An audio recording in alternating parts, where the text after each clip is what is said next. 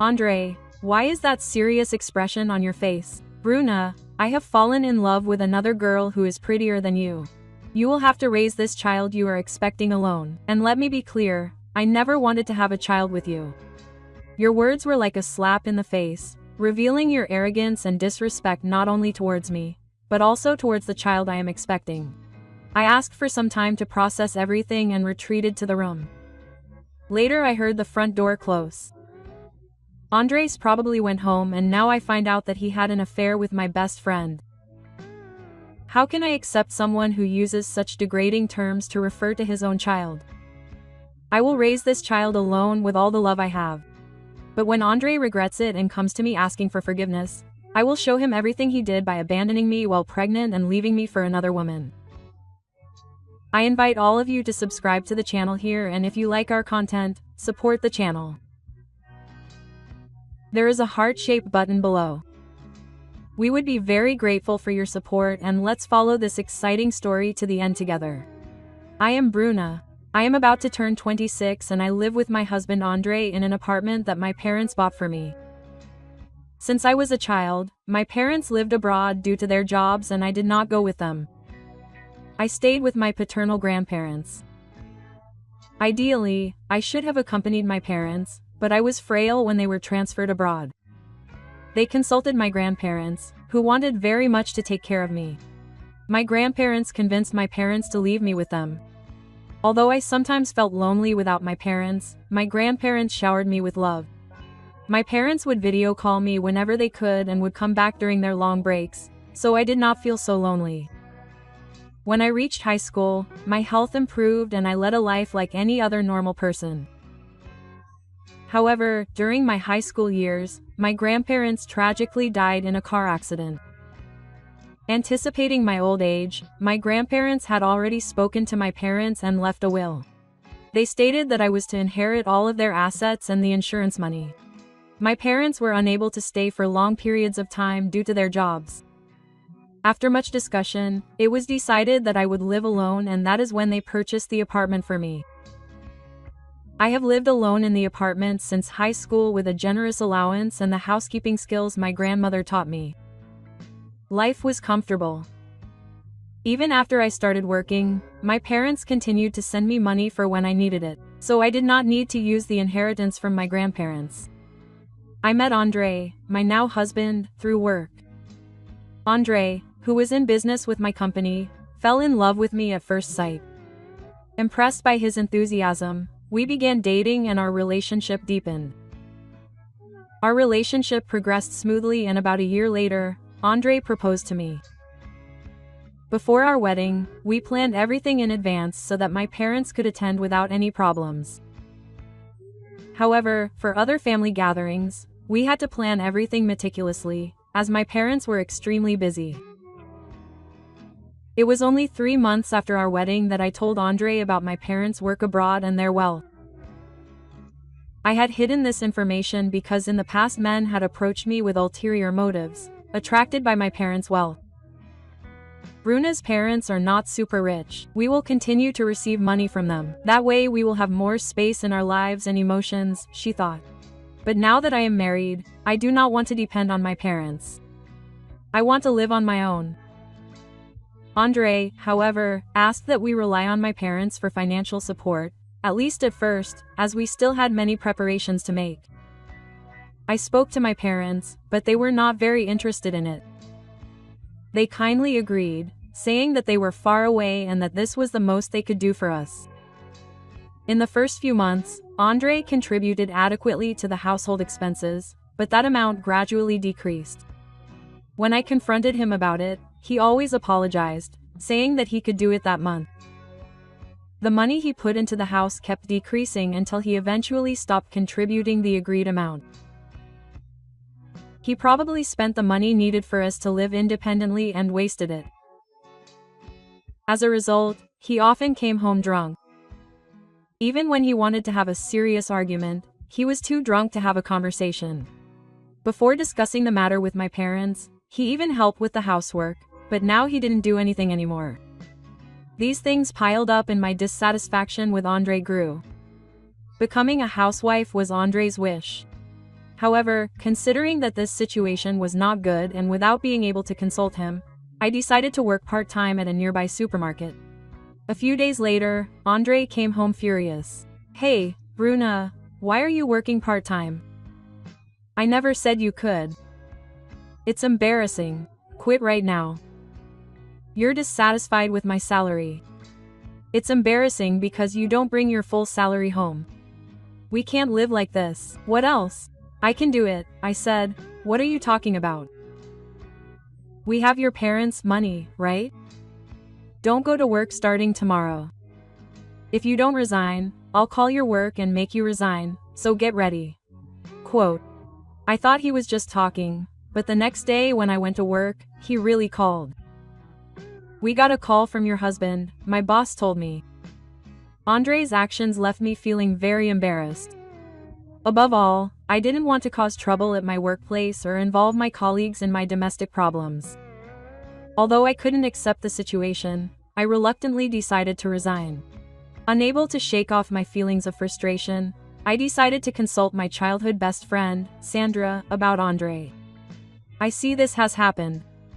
No matter how you look at it, Amanda, it's very difficult for you. I'm going to solve this," Sandra said. I refused, but once Sandra made up her mind, she couldn't be stopped, so we ended up going to my place together that day. When Andres learned that Sandra was home, he canceled his drinking plans and went straight back. Andre started acting all crazy. While the three of us were chatting, he started flirting with Sandra. "Wow, Sandra is really pretty, isn't she? Even prettier than she was at the wedding. This isn't flattery, this is serious." Sandra replied, "Andre, you are very kind." "Thank you. That is very kind of you. You are very handsome too." She continued, "Oh, I almost forgot. Why don't you let Bruna work? She is complaining about that." Andre replied, "Oh, well, if Sandra says so, I guess I have no choice but to allow it, right? Haha. By the way, what do you do for a living, Andre?" I was surprised that I hadn't mentioned to Andre that his behavior and conversations were unpleasant, but the truth is that at several points I felt uncomfortable with the way Sandra spoke or felt that her words were blaming me. I hoped that this situation would make Andre reconsider, so I preferred not to say anything. As she went to the kitchen to prepare dinner, Sandra took the opportunity to ask Andre why he had married me and asked him several other questions.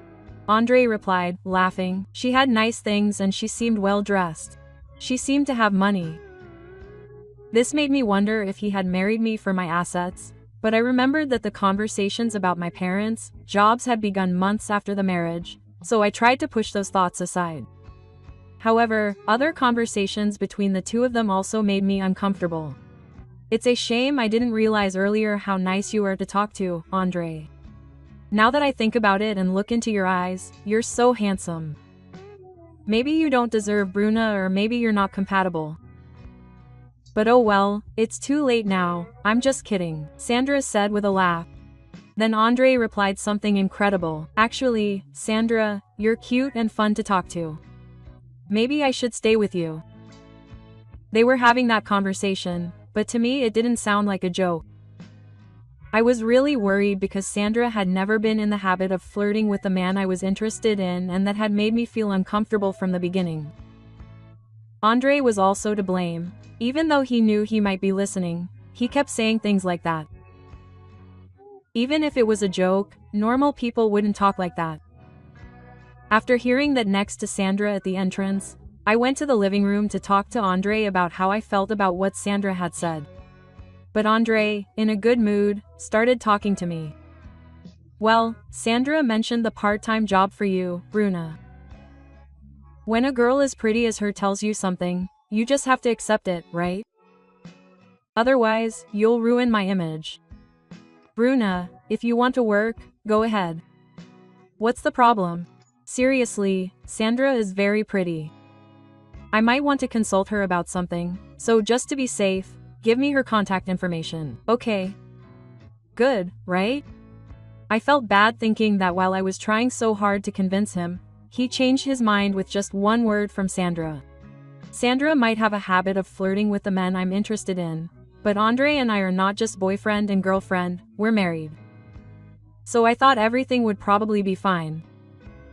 Shortly after, I got an administrative job and started working part-time. Since then, Andre started coming home later than before. He used to leave the house saying he had work on the weekends. Even when he was home, he didn't let go of his cell phone, and I would often see him smiling at the screen. Every time he got a call, he would go out onto the balcony as if I didn't want him to overhear the conversation. Although his actions seemed suspicious, I was afraid to confront him, thinking about the possibility of a misunderstanding and his subsequent anger. For days I hadn't felt well, so I decided to go to the hospital. I thought that perhaps I was mentally exhausted by Andre. However, after several tests, I discovered that I was 4 months pregnant. I hadn't noticed anything because I didn't have any symptoms of morning sickness. I felt so happy about the pregnancy that I cried in the hospital. I wanted to tell Andre as soon as possible. With that thought, I sent him an email asking him to come home as soon as possible. When I was waiting for Andre's reply, he ignored my message. He only showed up in the living room after midnight, coming from the trunk. When I mentioned the pregnancy, his face showed surprise. He repeated several questions at first, giving the impression of being happy. I continued to affirm the pregnancy and explained that I was already 4 months pregnant, but when he began to believe it, his expression changed to a more somber one and pale. He silently went to the bathroom, where I could hear him talking on the phone. From that day on, Andre would frequently disappear without saying a word when he returned home. A few months passed without a proper conversation. One day, when he returned exceptionally early from work, he mentioned that he needed to discuss something important. "Andre, why the serious expression? What happened?" I asked. He apologized and revealed, "I've fallen in love with someone else. He's younger," and before I could finish, he mentioned the child I was expecting. Andre then changed the subject with a different atmosphere and a serious expression. I was taken aback by his words, but I soon realized that he was referring to our son as a brat, adopting a dominant stance that he had never shown before. Despite everything we had been through, this treatment seemed cruel to me. I asked for time for myself and retreated to the room. A short time later, I heard the front door close. I imagined that Andre had gone to Sandra's house while I was gathering my thoughts. Suddenly, I received a call from Sandra. "Hey, Bruna, is Andre still there at your house?" I asked her why she was asking without a specific reason, and she responded with a laugh. "Oh, just curious. It's wrong to ask. I always do that, don't I?" I suspected that she knew something about Andre and confronted her. She tried to evade the subject, but finally admitted, "Well, I happened to hear something about Andre. I'm sorry, I think I ended up falling in love with him." I was stunned by her words and hung up the phone without saying a word, feeling betrayed not only by Andre, but also by Sandra, my supposed best friend. I decided to calm down, determined to protect my son and get revenge on both of them. I swore to myself that I would. I first told my parents everything, who reacted with a mixture of anger and joy at my pregnancy. My father introduced me to a detective and I began an investigation into both of them. Days later, Andre returned home and bluntly filed for divorce. My revenge plan was already underway, exactly as I had planned. I cried and begged him to reconsider, but he insisted. "Bruna, even if you cry, you don't attract me anymore. Sandra makes me happy and I want to be with her. I will give you the child, but give me a divorce." "Understood. Here are the divorce papers," I said to Andre, handing him the already filled out papers with a big smile on my face. He was visibly surprised, not understanding the situation. "I agree to the divorce. If you start saying that you want to keep the child or that you don't want a divorce, that will be a problem later," I confirmed while expressing my satisfaction. "Ah, I understand what you meant. In fact, I never wanted to have a child with you, and that noisy child is not part of my life, so keep him."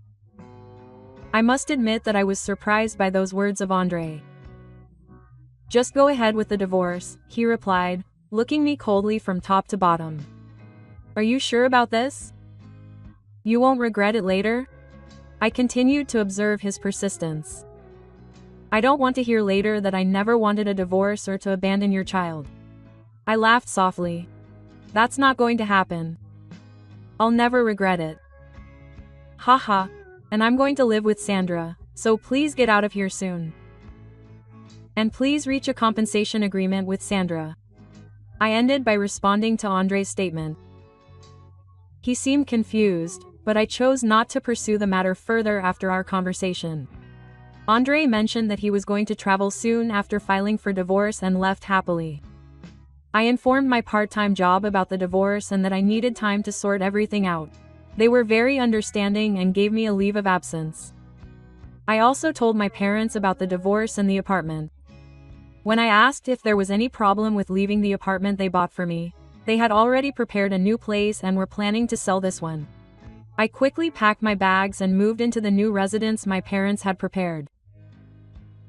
2 days later, my phone started ringing incessantly. It was Andre who had returned from his trip.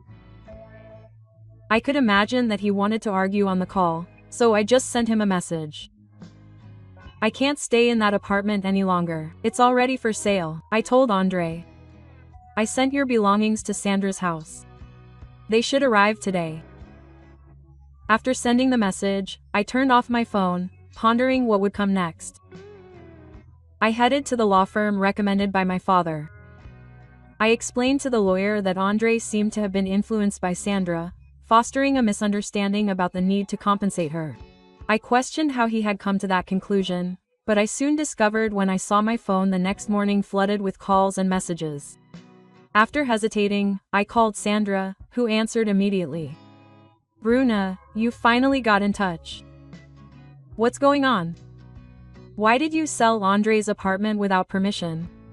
I don't understand. Don't do that alone. Haha, I replied. Sandra, you're wrong.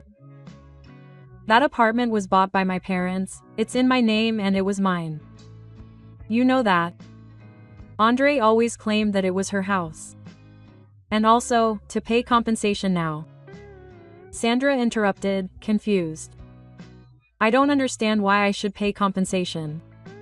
From my point of view, you're talking nonsense. I got exasperated. Excuse me, Bruna, what did I say wrong? I want to be compensated for certain accessories before they run out, Sandra insisted.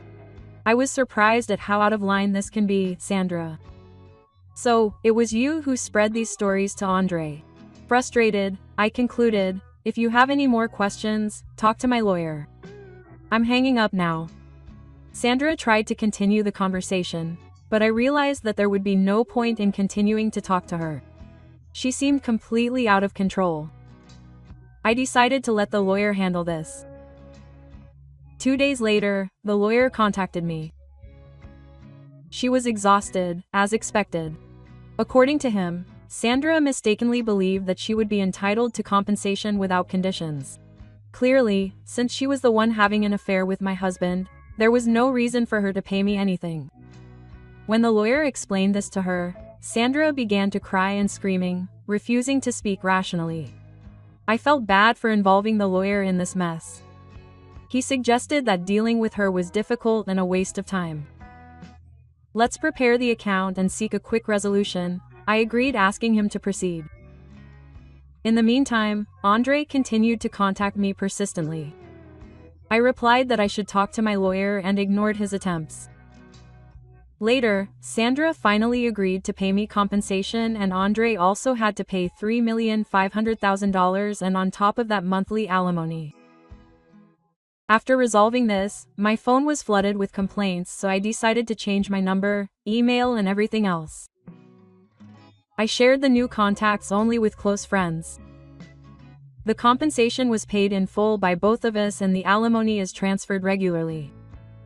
I thought that everything was resolved and I could live in peace with my son, but it was not that simple. A year later the intercom rang.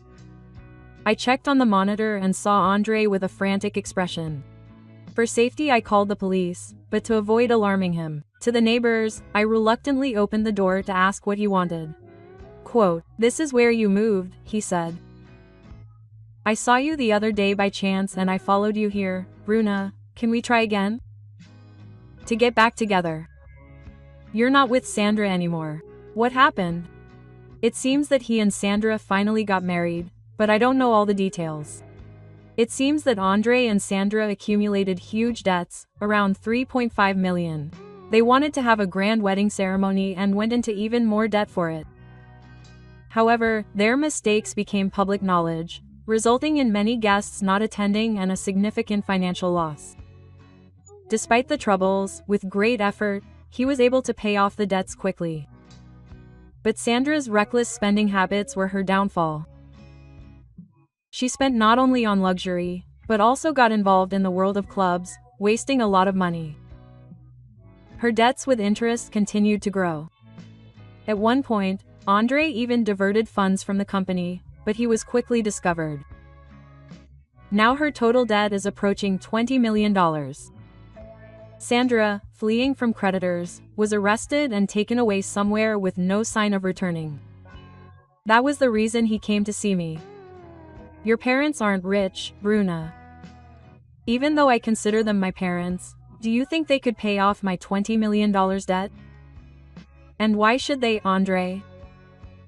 Because I'm your loving husband and you're with my son, and from now on we can be together again. Haha, I'm glad we got divorced. I don't see how that would be a timely idea. Besides, having another child just to force us to be together. No, thank you, Andre. That's completely out of the question.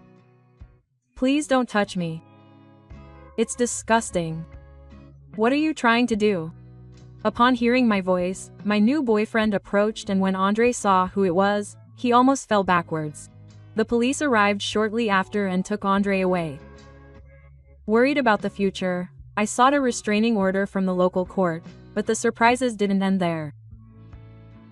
That same night I had another unexpected visitor, Sandra, in a terrible state.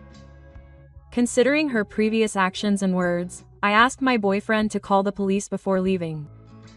Oh, Bruna, I managed to track Andre's phone here today. I thought I could, Sandra began in a desperate tone. We're best friends, remember? I'm working against my will at night. Please, help me. Sandra, this is impossible. You brought this on yourself, I replied, staring at her. I don't want to help you. That's fair to you, Sandra, I said firmly. Why are you saying such cruel things? Please, help me. I'm going to give that terrible man back, Sandra continued, trying to pressure me. It's ridiculous that you think I could want him. Sandra began to cry loudly upon hearing my answer. My boyfriend watched worriedly from the front door. Upon seeing him, Sandra stopped crying, approached him, and began to speak. Oh, you're Bruna's new boyfriend. I'm Sandra, her best friend. Wow, you're so handsome. What do you do in life? I'm always available if you want to give me your contact details. You have good taste in men. This new boyfriend of yours is also my type. From a wealthy family. You'll never have to worry about money, Sandra continued. Hearing this, my boyfriend looked frustrated. I went back inside the house feeling desperate. Sandra tried to open the door, but I stopped her. Sandra, stop all this. Thanks for everything so far, but we're not best friends anymore. Don't ever come back here. Goodbye, I concluded firmly. Sandra's words and the scene at the door were witnessed by the police, who arrived amidst the commotion. Her actions against the police resulted in her arrest for obstructing authority. A few weeks after that incident, a defiant Andre came to me in tears. Of course, considering the restraining order, his approach left me nervous. Bruna, we are meant to be together. We can't just leave it like that. Come back to me quietly. Let's raise our children together. If that's not possible, lend me some money. Although these words were spoken through a monitor, it was as disturbing as a paranormal experience. My boyfriend took care of Andre in my place, calling the police, who arrived quickly. He was taken away once again in a patrol car. Goodbye, Andre. You're despicable, although I tried not to laugh. Finally, I approached the patrol car and asked them to roll down the window. Just so you know, we'll never see each other again. And just for the record, my parents are rich. I have assets worth 900 million. You really missed a great opportunity. Oh, we're also moving abroad soon, so even if you come here we won't be close. Goodbye, Andre. Holding my daughter in my arms seemed to have a profound impact. After that, we never saw him again.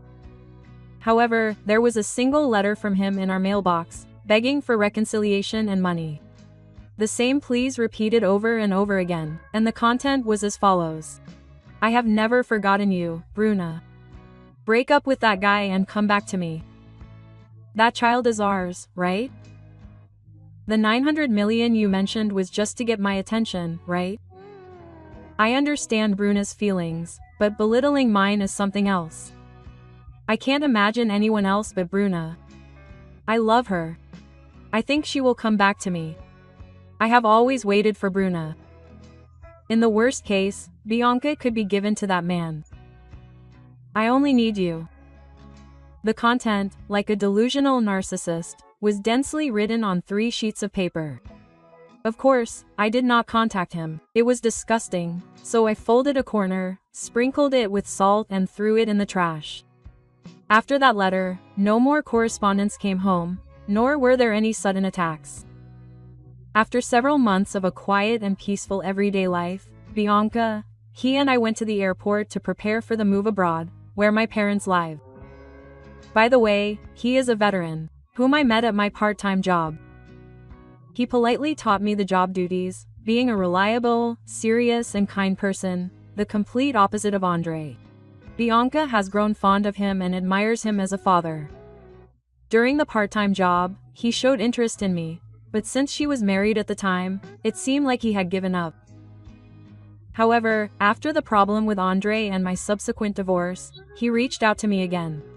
When he confessed his feelings to me, worried that I did not want to repeat the same mistakes because of my son, I consulted my parents.